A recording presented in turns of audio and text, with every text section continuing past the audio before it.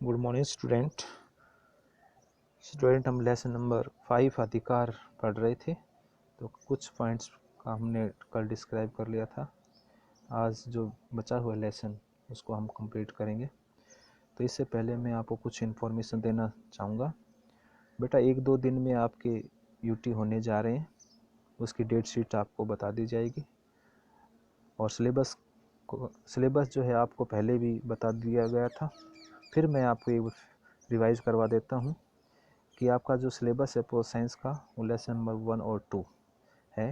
तो आपने सभी क्वेश्चंस आपने इसके लर्न कर लेने हैं, लेसन पढ़ने हैं अच्छी तरह से।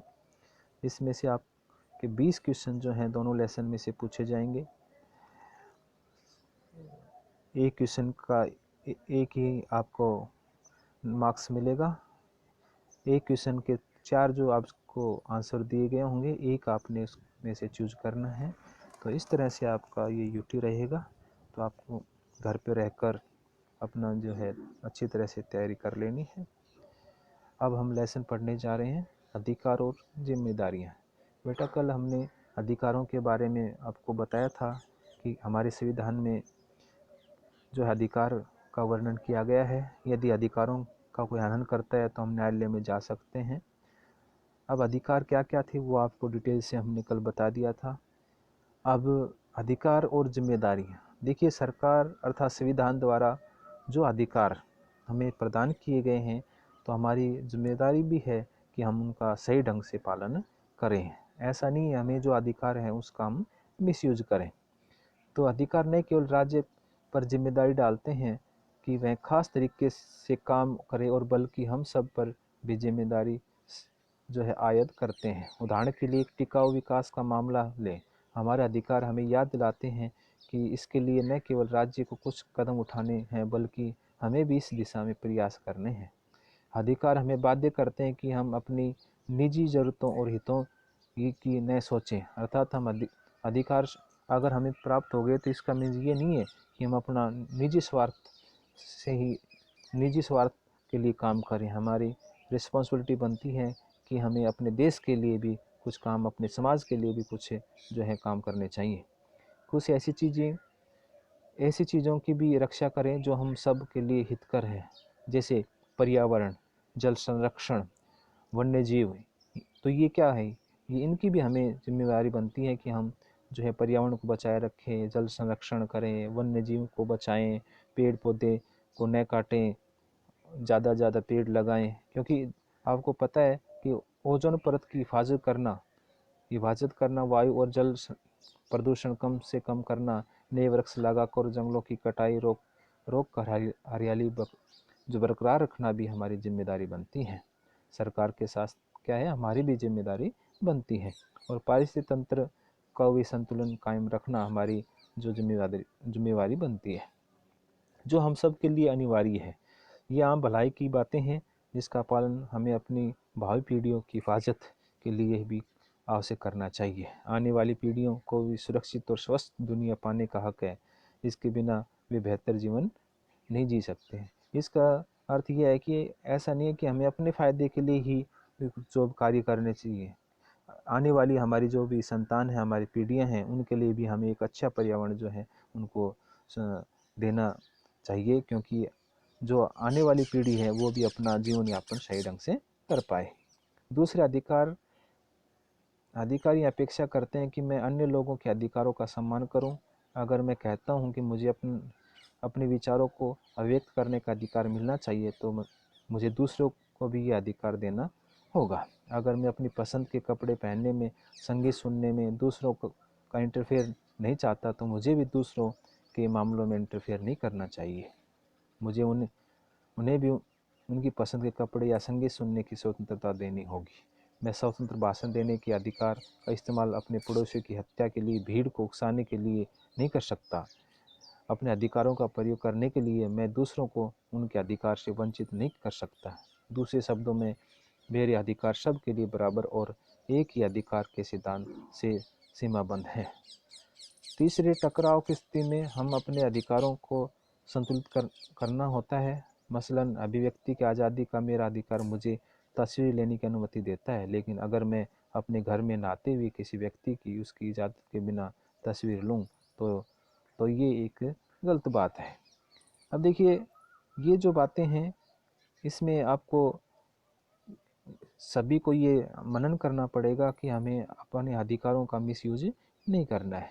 तो 10 दिसंबर 1948 को संयुक्त राष्ट्र की सामान्य सभा में मानव अधिकारों की सार्वभौमिक घोषणा को स्वीकार और लागू किया। इस घोषणा की प्रस्तावना का पाठ जो है हम नीचे डिटेल से पढ़ेंगे। तो देखिए, मानव अधिकारों की विश्वव्यापी घोषणा की जो प्रस्तावना क्या थी वो देखिए। क्योंकि मानव परिवार के सभी सदस्यों की स्वाभाविक अंतर्निहित गरिमा तथा उनके सम्मान और अजात्य अधिकारों की प्रतिष्ठा विश्व में स्वतंत्र और न्याय तथा शांति की आधारशिला है। क्योंकि मानव अधिकारों की उपवास तथा अवमानना के कारण मानवीय चेतना को भयभीत करने वाले क्रूरतापूर्ण करते ये अच्छे नहीं है। इसलिए यह अनिवार्य है कि हमें ऐसे विश्व की स्थापना करनी है जिससे सभी मनुष्य भाषण तथा विश्वास की स्वतंत्रता हासिल तथा भय तथा अभाव से मुक्ति प्राप्त कर सके। अर्थात किसी व्यक्ति को भय न हो, वो अपनी स्वतंत्रता अपने आज़ादी के साथ अपने कहीं भी वो अपना जीवन यापन कर सकता है, कोई भी बिजनेस कर सकता है, जो मानव समुदाय की सबसे महत्वपूर्ण अभिलाषा है। क्योंकि आवश्यक है कि मनुष्य को अत्याचार तथा दमन के विरुद्ध अंतिम अस्त्र के रूप में विद्रोह न करना पड़े, इसलिए विधि के शासन के द्वारा मानव अधिकारों की रक्षा करनी हो। देखिए, लोगों के साथ अत्याचार न किए जाए। अगर ज़्यादा अत्याचार लोगों के साथ किए जाएंगे तो एक दिन ऐसा आएगा कि वो आपके विरुद्ध जो है विद्रोह कर देगा, और विद्रोह में आपको पता है जन धन की बहुत हानि होती है। राष्ट्रों के मध्य मित्रपूर्ण संबंधों की स्थापना और प्रोत्साहित करना आवश्यक है। तो ये भी मानव अधिकारों की घोषणा में बताया है कि हमें अपने मित्र राष्ट्र, पड़ोसी राष्ट्रों के साथ मित्रतापूर्ण संबंध स्थापित करने हैं। संयुक्त राष्ट्र के देशों ने घोषणा पत्र में मूलभूत मानव अधिकारों, मनुष्य गरिमा तथा महत्व तथा पुरुषों तथा महिलाओं के समान अधिकारों के प्रति अपना विश्वास पुनः व्यक्त किया तथा व्यापक स्वतंत्रता की उपलब्धि हेतु उत्तम जीवन स्तर, सामाजिक विकास को प्रोत्साहित करने का संकल्प लिया। सदस्य देशों ने संयुक्त राष्ट्र संघ के सहयोग से मानव अधिकारों तथा मूल स्वतंत्रताओं के विश्व स्तर पर सम्मान तथा अनुपालना को प्रोत्साहित करने का संकल्प लिया। उक्त संकल्प की पूर्ण उपलब्धि हेतु इन अधिकारों और स्वतंत्रताओं की सार्वदेशिक अवधारणा सबसे महत्वपूर्ण है। तो अतः आज संयुक्त राष्ट्र महासभा मानव अधिकारों के विश्वजनित घोषणा पत्र को सभी सभ्यताओं तथा देशों के लिए उपलब्धि के सर्वमान्य मापदंड के रूप में यह घोषित करती है कि प्रत्येक व्यक्ति तथा समाज का प्रत्येक अंग इस घोषणा पत्र का सदा विचार रखते हुए इन अधिकारों तथा स्वतंत्रताओं की मर्यादा को तथा शिक्षा के माध्यमों द्वारा प्रोत्साहित करेगा तथा विकासमुख राष्ट्रीय अंतर्राष्ट्रीय साधनों द्वारा इनकी सर्वदेशिक तथा सशक्त स्वीकृत और अनुपालन को आपस में सदस्य देशों की जनता के बीच तथा उनके क्षेत्राधिकार के अंतर्गत आने वाले प्रदेशों की जनता के बीच स्थापित करेगा। कहने का मीन है कि मानव अधिकार अर्थात मानव अधिकार लोगों के साथ जो शोषण हो रहा है, चाहे वो जाति, धर्म, संप्रदाय आदि के आधार पर हो, कहता है उनको रोकना है और एक ऐसे समाज की रचना करनी है जिसमें न कोई घृणा, न कोई द्वेष, न कोई वैर रहे। हर व्यक्ति अपना अच्छी तरह से जीवन यापन कर सके, अपने परिवार का विकास करे, अपने देश का विकास कर सके। तो आज स्टूडेंट हमने ये जो लेसन है, लेसन नंबर 5 अधिकार, उसके बारे में हमने पढ़ा। आपने फंडामेंटल राइट्स के बारे में पहले भी पढ़ा होगा। तो आज हमारा ये लेसन है ये कंप्लीट हो गया।